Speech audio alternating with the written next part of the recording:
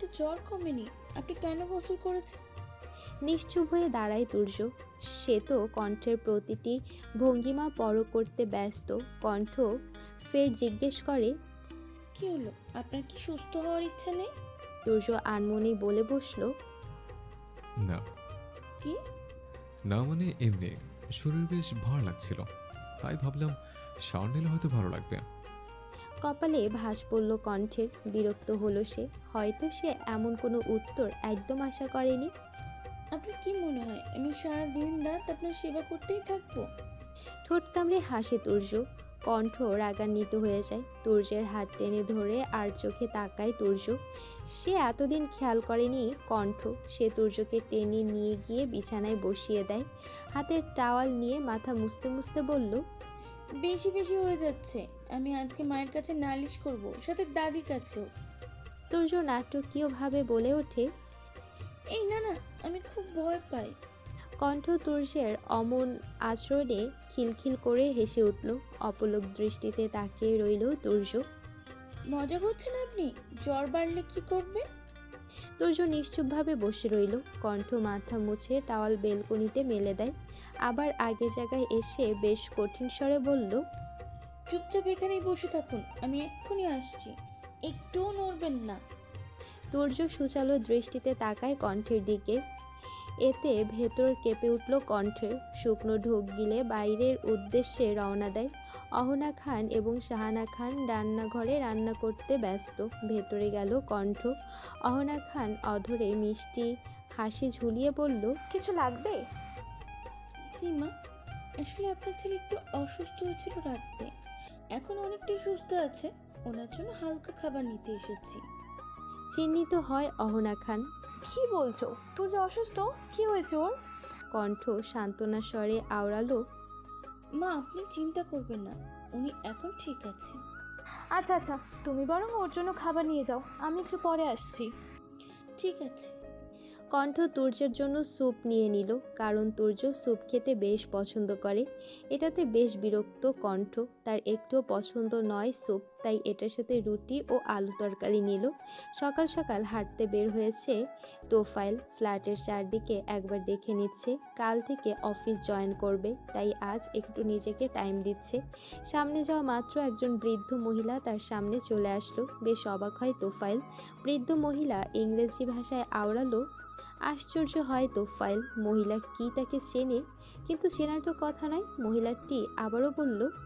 তুর্যের আশ্চর্য হয়ে ইংরেজিতে জিজ্ঞেস করে, আপনি কি আমাকে চেনেন? আসলে আমি আপনাকে ঠিক চিনতে পারলাম না।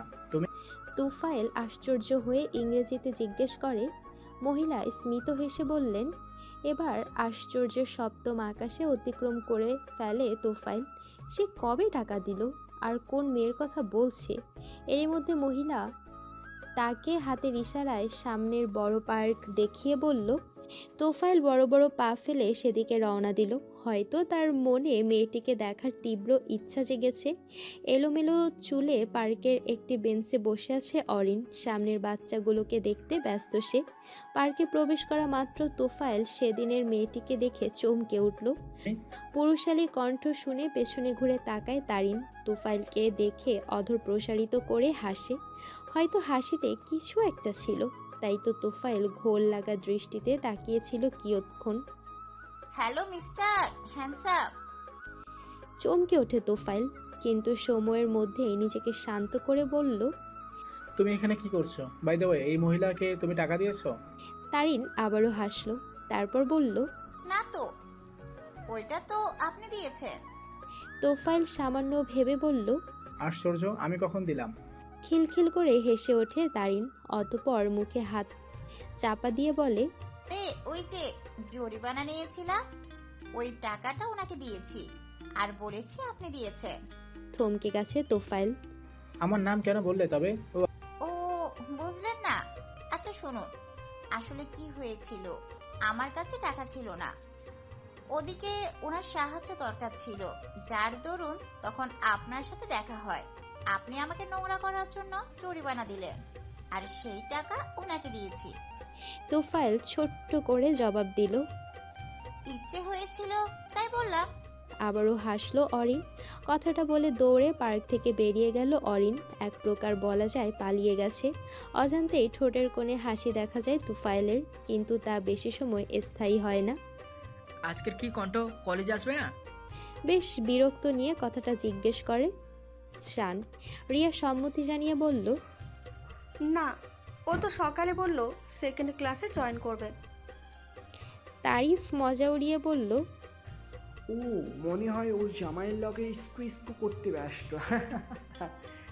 তারিফের কথা শুনে সবাই হু হু করে হেসে ওঠে। এগুলো আমি খাবো, আর ইউ সিরিয়াস? কণ্ঠ স্ফীত হেসে বলে, অবশ্যই, এগুলো খেলে কি হয়? নো ওয়ে কণ্ঠ, আমি এগুলো খেতে পারবো না। আশ্চর্য, এটা তো একটা খাবার, খেলে কি হবে? রুটি তরকারি খেয়ে দেখুন কেমন লাগে। নো, আমার স্যুপ ঠিক আছে। আরে খেয়ে দেখুন না। আচ্ছা, আমি খাইয়ে দিচ্ছি। কণ্ঠ এক প্রকার জোর করে এই রুটির একটা টুকরো মুখে পড়ে দেয় তুর্যের। ইস, শব্দটি করে ওঠে তুর্য। কণ্ঠ খিলখিল করে হেসে ওঠে। কেমন খেতে? তুর্য নাক মুখ কুচকে বলে, ভীষণ অয়েলি। ধুর, কাকে কি দিচ্ছি? কুত্তার পেটে কখনো ঘি হজম হয় না। কথাটা বলে জিভে কামড় বসায় কণ্ঠ। কাকে কি বলে দিল? তুর্য বেশ কড়া গলায় বলল। কি বললে? কণ্ঠ জোরপূর্বক হেসে বলে, আমি তো কিছুই বলিনি। আর না, আপনি কিছু শুনেছেন। গেলাম, কলেজে যেতে হবে। কণ্ঠ দৌড়ে রুম থেকে বেরিয়ে যায়। তুর্য শব্দ করে হেসে ওঠে। সত্যি পাগল বাচ্চা বউ তার। কলেজ ক্যাম্পাসে কান ধরে মাঠের মাঝখানে দাঁড়িয়ে থাকতে হয়েছে কণ্ঠ, রিয়া, শান, সোহাদ, তারিফ এবং তাহিয়া। একে অপরকে দেখেই চলেছে। ওদের ঠিক সামনে বুকে হাত গুজে দাঁড়িয়ে আছে তুর্য। ওনার পেছনে আছে প্রিন্সিপাল স্যার। বারংবার তুর্যকে দেখছে এবং শুকনো ঢোক গিলছে সে। তারই মধ্যে মুখে একগাদা রং লেগে থাকার কারণে হাঁচি আসছে। শব্দ করে হাঁচি দেয় কণ্ঠ, কিন্তু তাতে থমথমে মুখখানি তুর্যের যেন আরও থমথমে হয়ে যায়। কিছুক্ষণ আগে লাস্ট ইয়ারের র্যাগ ডে উপলক্ষে অনুষ্ঠান হচ্ছিল। সেখানে কণ্ঠ এবং তাদের বন্ধু মহলে যাওয়ার তীব্র ইচ্ছা। সেই সুবাদে সবাই মুখে রং লাগিয়ে হলে প্রবেশ করে। সবাই বেশ হইহুল্লোড় করতে ব্যস্ত। গানের তালে নাচছে সবাই। কণ্ঠ, শান, তারিফ, রিয়া, সোহা, তাহিয়া নিজেদের মতো চিৎকার করে গাইছে, ডিস্কো দিবানি, আহা ওহো ডিস্কো দিবানি। ওদের মাঝে হঠাৎ এক মেয়ে এসে হাত ধরে টান দেয় কণ্ঠকে। খানিকটা চিৎকার সহকারে বলে ওঠে মেয়েটা। এর পরপরই প্রিন্সিপালকে জানানো হয় এসব কথা, যার দরুন প্রিন্সিপাল স্যার ডেকে পাঠায় তুর্যকে। তুর্য কিছুই বলল না, কিন্তু খুব বড় স্টেপ নিল। সবার সামনে কান ধরে দাঁড় করিয়ে রাখলো তাদের। কণ্ঠ বেশ বিরক্ত হয়, কারণ একটা অনুষ্ঠানে অংশ নিলে বড় কী এমন ক্ষতি হবে? আশ্চর্য, তারিফের দিকে সবাই তীক্ষ্ণ দৃষ্টি নিক্ষেপ করে আছে। এর জন্যই তো এমন বাজে একটা অবস্থায়। তারিফ নিজেও বেশ বিরক্ত। অতঃপর কণ্ঠের কানে ফিসফিস করে বলে উঠল, তোর জামাই আমাগো ইজ্জত খাইয়া দিল। কণ্ঠ বেশ কাট গলায় আওড়ালো, একবার এখান থেকে বের হয়, তারপর তোর ইজ্জত বাকিরা খেয়ে দেবো। শুকনো ঢোক গিলে নেয় তারিফ। অতঃপর তাদের পুরোটা দিন মাঠে কান ধরে দাঁড়িয়ে থাকতে হয়। ধুলো বালি সবটা মাখো মাখো অবস্থা। এদিকে ধুলাবালিতে বেশ সমস্যা হয় কণ্ঠের। সে বারংবার হাঁচি দিচ্ছে। এটা দূরে দাঁড়িয়ে লক্ষ্য করছে তুর্য, কিন্তু তবুও যেন তার মন গলেনি। সে নিজেকে যত সম্ভব স্ট্রিক রাখার চেষ্টা করে।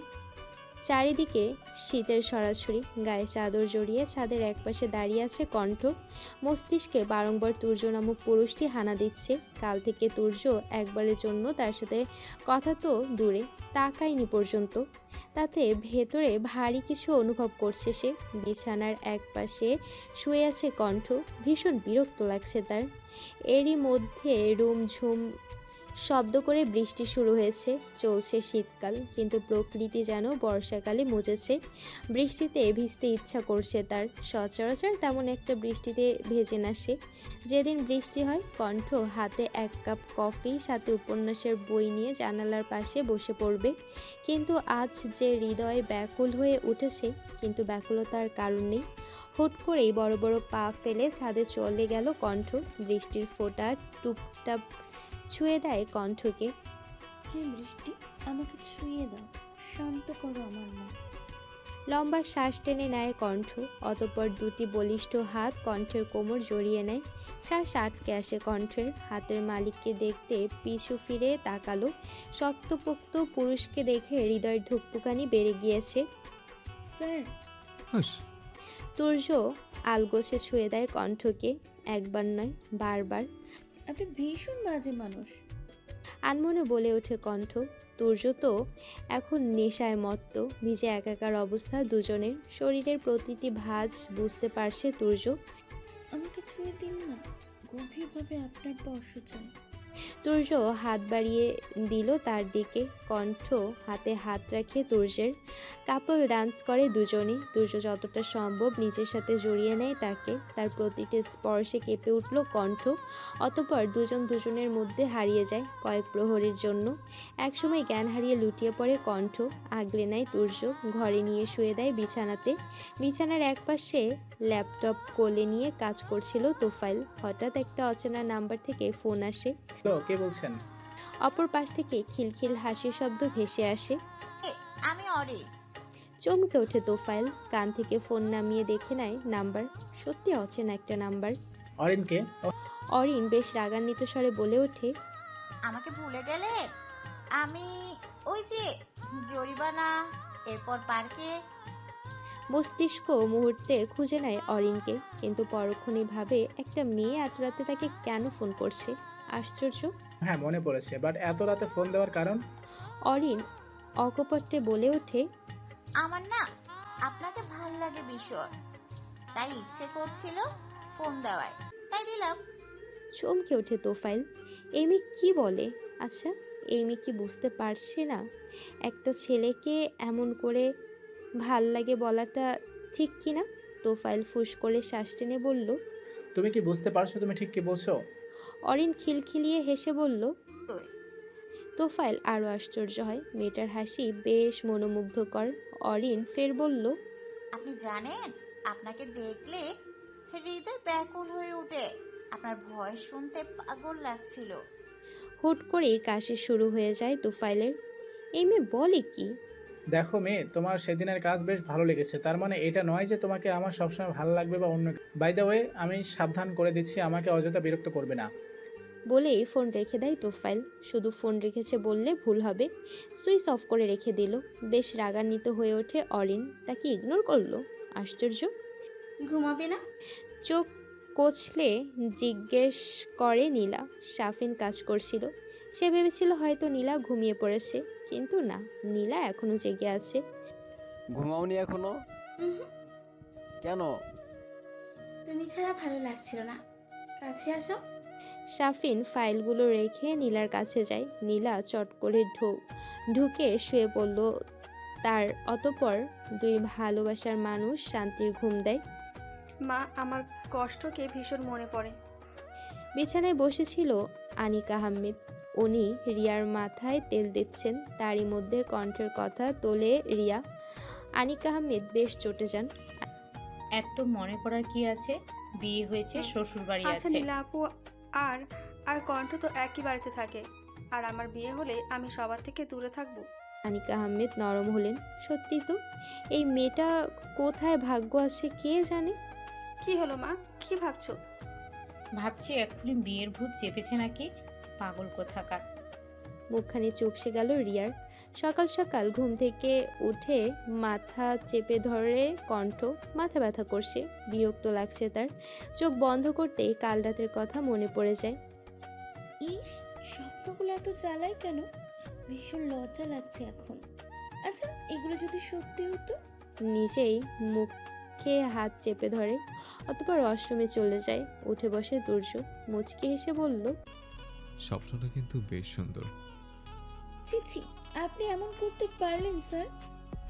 মাত্র কলেজে যাওয়ার জন্য তৈরি হচ্ছিল তুর্য।